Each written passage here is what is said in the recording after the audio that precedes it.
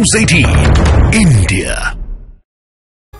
बिहार में सियासी परिवर्तन से पहले बैठकों का दौर जारी है। कल बीजेपी और आरजेडी की विधायक दल की बैठक हुई। उसके बाद पार्टी के वरिष्ठ नेताओं ने सियासी समीकरण पर माथापच्ची की। वहीं सिलसिला आज भी जारी रहने वाला है। सबसे पहले 9 बजे बीजेपी की बड़ी बैठक आज भी होगी, जिसमें पार्टी के सभी विधायकों और सांसदों के साथ वरिष्ठ नेता और बिहार बीजेपी प्रभारी विनोद तावड़े शामिल होंगे। उसके बाद 10 बजे जेडीयू नेताओं के साथ नीतीश की बैठक होगी, जिसमें पार्टी के एमएलए, एमपी, वरिष्ठ नेता शामिल होंगे। और बताया यह भी जा रहा है कि जेडीयू की बैठक के बाद एनडीए विधायक दल की भी एक बैठक होगी, जिसमें नई सरकार की रूपरेखा तैयार की जाएगी।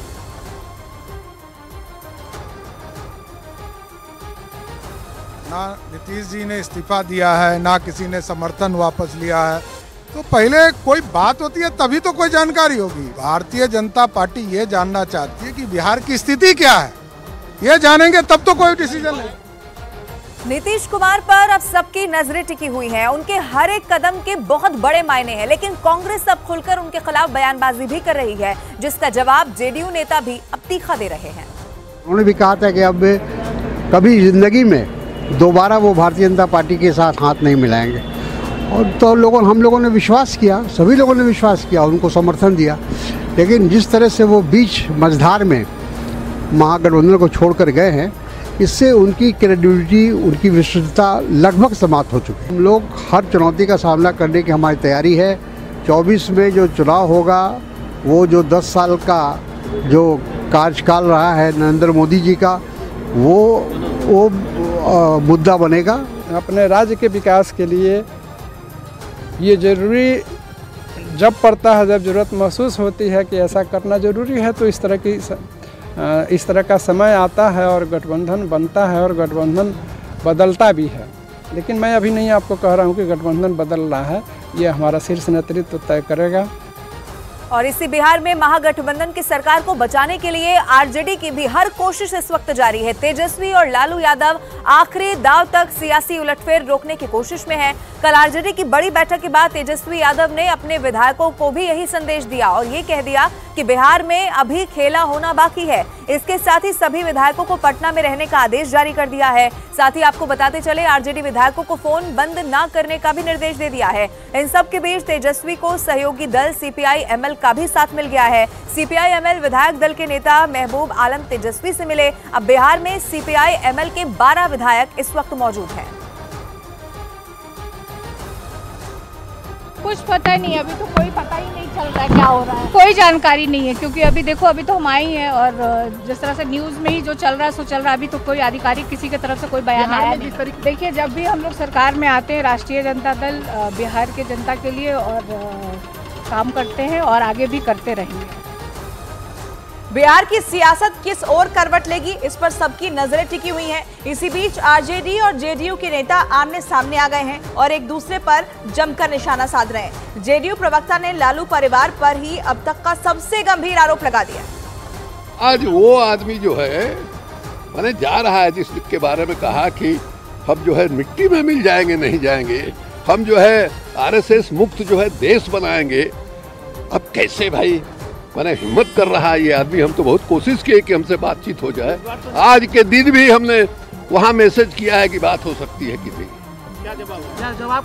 अभी तक कोई जवाब नहीं है। राजद नेतृत्व बेचैन है। बेचैनी का कारण साफ है कि चूंकि इन लोगों की आदत में शुमार रहा है नौकरी के बदले जमीन लेने का। 2,15,000 शिक्षकों की बहाली जो तय सीमा में माननीय नीतीश कुमार जी के नेतृत्व में हुआ, जिसमें न पदस्थापन में चल पाया न नौकरी देने में चल पाया, तो स्वाभाविक है अनर्गल प्रलाप कर रहे हैं।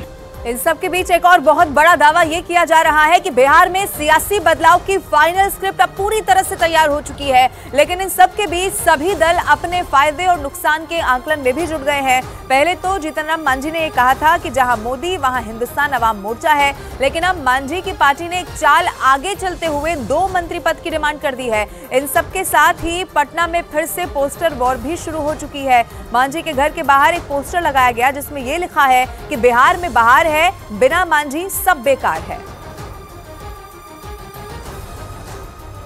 पार्टी जिस तरह से गरीब गुरुओं की बात करती है और गरीब गुरुओं के बीच में काम करती है, वैसी परिस्थिति में हम लोगों को भी लगता है कि हमारी पार्टी को भी कम से कम 2 मंत्री तो चाहिए।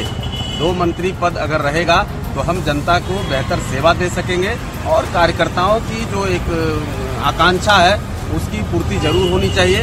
हमारे नेता प्रधानमंत्री जी के निर्णय के साथ खड़े हैं, लेकिन हम कार्यकर्ताओं की इच्छा है कि पार्टी को कम से कम 2 मंत्री पद मिलने चाहिए। तो बिहार में आज बड़ा खेला हो सकता है, लेकिन इस सियासी खेल में कांग्रेस टूट की कगार पर पहुंच चुकी है। दावा है कि उसके कई विधायक बीजेपी और जेडीयू के संपर्क में हैं।